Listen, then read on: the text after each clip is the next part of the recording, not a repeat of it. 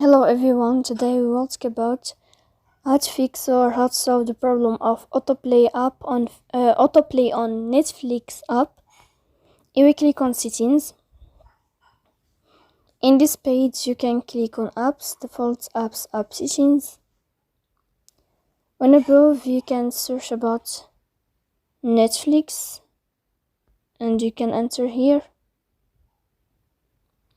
Then you can click on first app and you can click OK.